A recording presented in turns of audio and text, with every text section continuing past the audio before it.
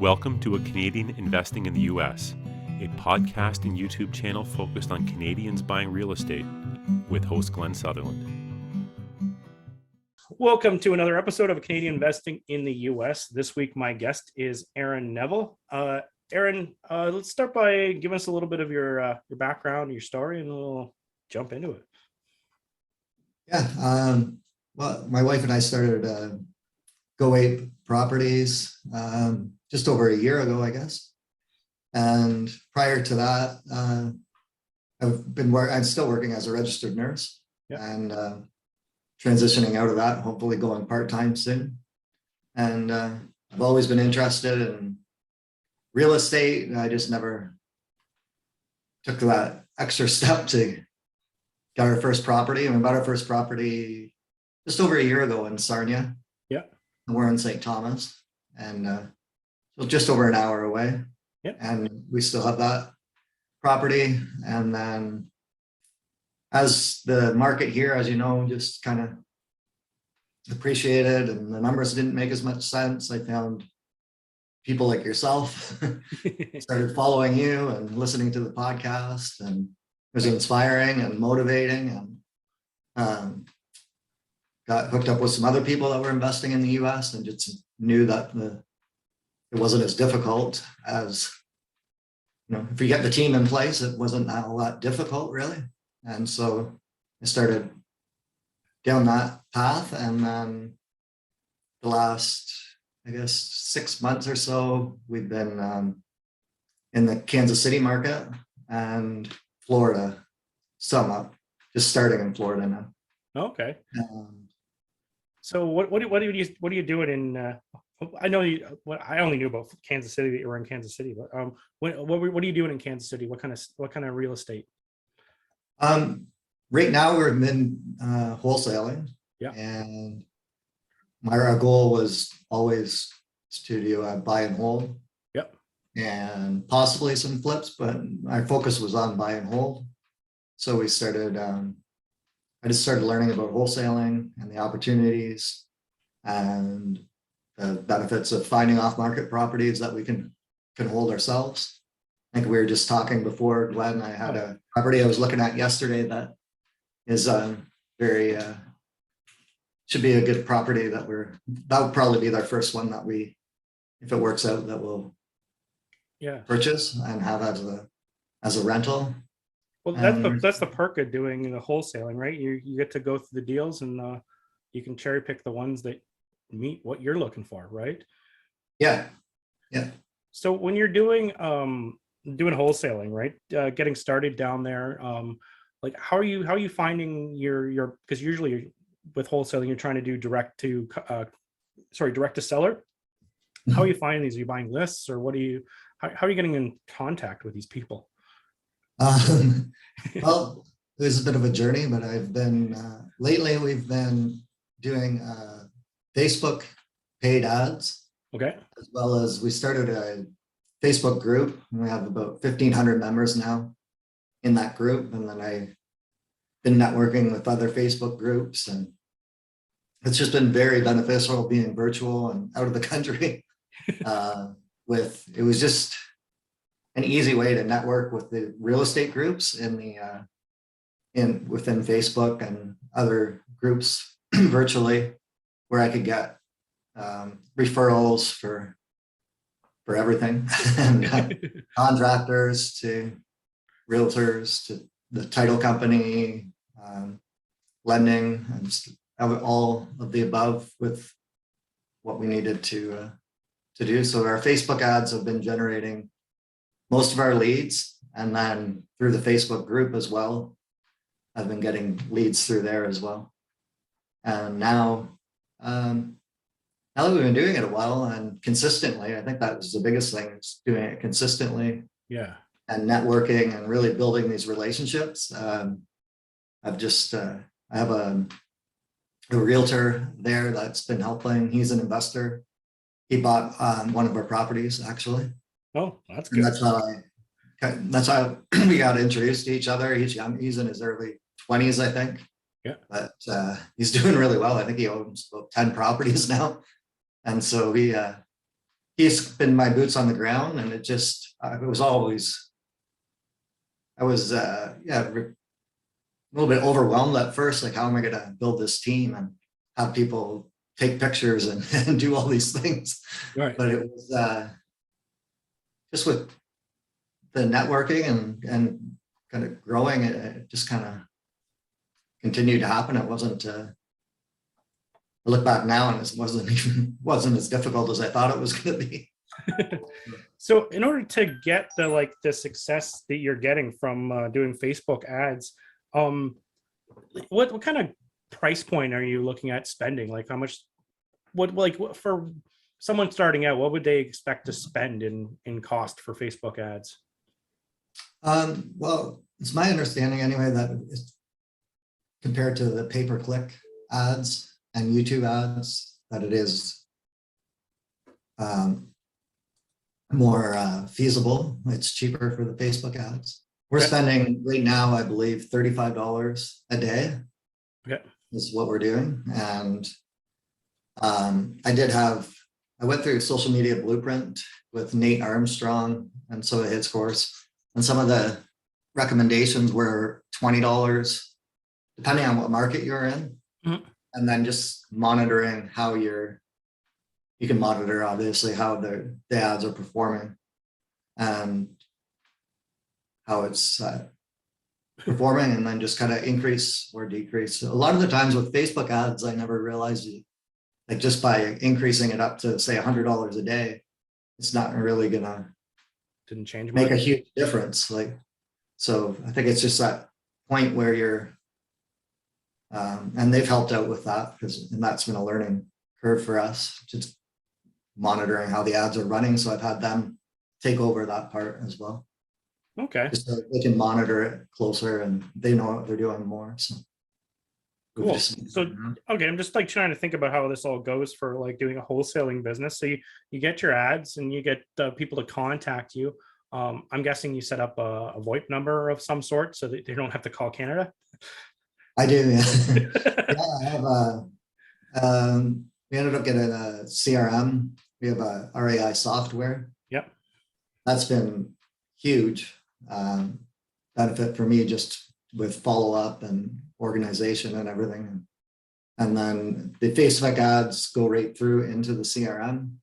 Oh. And we have our phone, I believe it's through Twilio, I think. Okay. Where we have a local number there in the US, in Kansas City, a local number. Yep. And we now have a web page. We just got that up and running. So we have that, and that just comes through the CRM, and then they provide their name, address. I'll do a quick search on the property and then give them a call. And out of all the calls I've done, has been quite a few. There's only been a handful that have asked, where are you from or anything like that. A couple of them noticed, they said notice that I had an accent. I said, you're not from Kansas City, are you? You're gonna have to go down there and pick up the Kansas City slang. Yeah. They were just assuming I was from out of state even. And then when I said I just, very transparent. And I'm just like, no, I'm Canadian. I'm looking for off-market properties and for our portfolio. And if it doesn't work out, then I have investors that will buy them. And everyone's been, I haven't had it out of that handful that have questioned it. There was one and that was before we had a website. There was only one person that she had said, well, she kind of looked up and she said, well, I can't find very much information on your business. You said you're Canadian. And so she was reluctant, but that was like one out of all of the. Yep. That's still pretty good, right? So, yeah. So you get them to call you. I assume you have some sort of call scripts you go through to figure out, if they're motivated or not motivated. And once you're gonna need at some point some people to go see this property or to get at least some photos or a video walkthrough. Because whenever I'm buying from wholesalers, I always have something like that. I'm guessing you said something about Facebook. Did you just go on Facebook? Did you do a post for that, or is there people posting that service, or how did you connect that part of your team up? When I started investing in the US, I did it by myself and had to go through the growing pains of doing that. GlennSutherland.com/coaching. A 12-week coaching program done 1 hour per week over Zoom from the comfort of your own home. Classes are kept to 5 people to be able to answer everyone's questions. Shortcut the process. Make fewer mistakes. Curriculum available at GlennSutherland.com/coaching. Yeah, I did post at first, and then I ended up, Austin, the realtor, he said that he would go out and take some photos of the one property, and it just kind of built from there. And so he's actually now my boots on the ground, really. He'll help me with comps, comparables if I need them. The great thing is, and I'm sure you're aware, all the different software that you can get in the US makes it a lot easier. It sure does. I can find out. Okay, go ahead. Quite a bit. I was just going to say was when you're working with a realtor, like in the wholesale / boots on the ground, they're not going to get paid, right? You always have to find some sort of alignment or way they're going to get paid. Is there, how do you compensate a realtor when they're pulling comps or walking properties for you? At first I was just, he's looking for properties himself. So Gotcha. He's trying to make it a win-win that way. Right. And he knows that he'll get the property, first look at the property, and he's actively buying. He wants to buy another 5, I think, this month or something. So he's actively buying.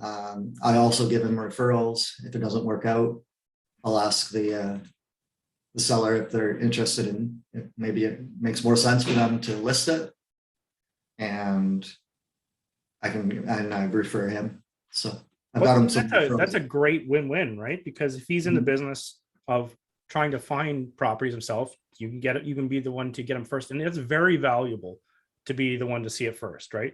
Even if you're buying off the MLS, you want to try and get pocket listings or in with realtors who are actually listing the property ahead of time. But getting from a wholesaler before they hit their list, valuable. And then you have a double win-win, because there's a lot of throwaway properties like that they just aren't willing to negotiate to where it makes sense as a wholesale deal. And the MLS does make more sense for some because that's what they want, and their property's renovated to a standard that the MLS will accept. So you can pass that on to him. So that's a great, every time I'm like, find an alignment, find a way that they are going to get paid in a slightly different way. And you did a perfect job of that. That's great. I didn't even think of that. Yeah, it worked out. I was a little reluctant and worried about that, because how am I going to add value for him? Yeah. Like I want to add value, and I will, and as best I can, but it's working out really well, because I think it is a win-win for him. He actually called me. We had a conversation yesterday, because like I said, he's actively looking for properties, and it happens to be that he's looking in the same areas that I would like to buy and hold in. Yep. So he's got an app now. I can't remember which one it is. Deal Destruction or something, where he can go around and do like driving for dollars, basically. Okay. But he doesn't have time to follow up with them. So he just called me last night, and he said he's got 200 that he's skip traced. So he's got all the person's name, their phone numbers and everything. So the way we're going to make that a win-win is, he said, we were just talking, and if I get close on anything, then I'll split the assignment fee with him. Or if he wants to keep the property, or if I keep the property, then we'll kind of just go from there. And he said he'll do all the boots on the ground for us. And so I think that I was really excited last night with that conversation, because he's an active investor, so he knows kind of what to be looking for, and it's in perfect buy and hold areas north of the river in Kansas City. And you're talking Kansas City, Kansas, right? Not Kansas City, Missouri, right? Missouri more. Missouri more. Okay. Yeah. I was in my head, you were talking about Kansas. So yeah, top end of Kansas City. My properties are more on the bottom end of Kansas City, where I'm down in Raytown, is where I'm holding. But yeah, no, okay. So yeah, no, that's good. You mentioned that he was busy, and that's why he was passing this off on to you. Where my mind went with that is, aren't you busy too? You got a job as well. How do you fit this all in? Like how much time does this take to do all this wholesaling and do all the research and the negotiation? Well, it's been quite a bit over the last couple of months, to be honest. I've been putting a lot of time in. Yeah. But we did I just hired a VA as well, virtual assistant. So that's another, it's great and it's going to work out well, I'm sure. But it's just another process of time to train. That's I didn't go through an agency. Again, through the social media blueprint, they had access to some virtual assistants. He's in the Philippines, so I'm paying him just directly to him. Yep. And training him, and yeah, it's been working out. So he's gonna start doing those initial calls for me, and quick analysis of the properties. So I'll have that all in front of me, and then I can just make Decisions. those follow-up calls and Yep. see if we can close on anything and go from there. And you have a nice, you have all the scripts and stuff already, so it's an easy transition. I hired a virtual assistant a while ago, and I was trying to train them to do my job by doing my job, and having basically, scripts and everything set aside ahead of time is very valuable. Otherwise, like what I was doing was wasting their time and my time by just having them on like Zoom chats and showing them what to do. It's a lot easier to prepare. And then the second VA I did, I went and I made videos of how to do stuff and how to do certain techniques and go through certain things. But yeah, I don't know. I love wholesaling. It makes a lot of sense for using a VA, and I don't know, I'm going on a side tangent, but I'm like, I think it's a great way to go. I personally couldn't find enough work for them because they wanted 40 hours a week, and I couldn't find 40 hours worth of work for them. So I kept cutting hours, and then they didn't want to work for that few hours. It was the situation I had. Do you actually, maybe I'll turn that into a question. So do you have them on a 40-hour? I think sometimes they'll do 20 hours. What kind of time frames do you have them on? Yeah, they are doing 40 hours. So there's been times where I kind of, like yourself, question whether I should be having them 40 hours just because of the time. But it's been a learning process for both of us. And now that the deals or the flow is coming through more, and we're going to be analyzing more properties, we're getting a lot more leads. So there is going to be more, and he's going to be doing those call setting and appointments and analyzing the properties. And like you had mentioned too, with the video, I just started that actually 2 days ago. Yeah. With the Loom. Yeah. So just doing those quick Loom videos, and it'll be great because I was doing Zoom where we would just walk through it together. Yeah. But I think having those videos, you can refer back to them, and I can just do a quick 5-minute video and send it off. And it's not rocket science, so he can figure it out. It's just easy to do it that way. And then he has, for him, he's working in the middle of the night, right? He's working on like, Eastern or Pacific time or something like that. He is, yeah. And he was working for a realtor before. Okay. And so he had been used to working nights for him. Yep. I wasn't sure how that would work either, but I guess many of them do. No, that's good. That's 9. He starts at 9 Eastern time. So. Okay. Yeah. So you'll be right on the same time as you, because you mentioned Sarnia, so you're in Ontario. Sarnia and St. Thomas. Yeah. So you mentioned you have a Facebook group. You want to tell us a little bit about that? I'm going to join it. Yeah. Kansas City, Missouri, so KCMO off-market real estate. And we just, again, through the SMB, I learned a lot of that with social media blueprint, and starting up the Facebook group, going into other groups, asking them to join our group, posting. There's a lot of wholesalers in those groups, but there's also a lot of just investors as well. So it was a great networking that way. So people come in and post off-market properties, other wholesalers, just talk about real estate. At first, I was trying to generate giving value, just posting things about real estate, about the area and about the market, doing short videos and posting them on. Now after time, people start to see you. And yeah, see you as the admin and everything else. Yeah, no, it's and those are the Facebook groups I look for all the time. Like that's what you're looking for, is any place to find your leads and to meet up with wholesalers and the other parts you need of your business, right? yeah, No, it's a great those are great networking tools. Aaron, if people wanted to track you down, where's the best place to find you? we just launched our website, so go8properties.com, and then just email, I guess, would be easy. Go8, GOAPE, Neville, NEVILLE, @gmail.com. Yeah.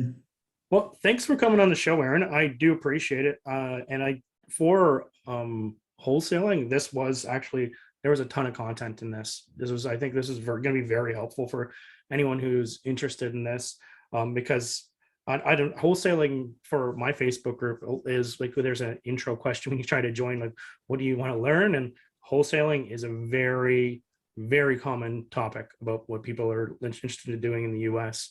And there's so many markets out there to try this off, right? That was a bit overwhelming at first, just trying to navigate and pick a market, and then finally I just went with that and ran with that, and I can always switch if I want or need to. You set up another team, right? You do the exact same thing you did to find the first part, your boots on the ground there, and find another boots on the ground. I've heard about people even doing it without boots on the ground, which is even crazier, but it can be done. Anyway, thanks for coming on the show, Aaron. I do appreciate it. This was great. Okay, yeah, thank you. That was great.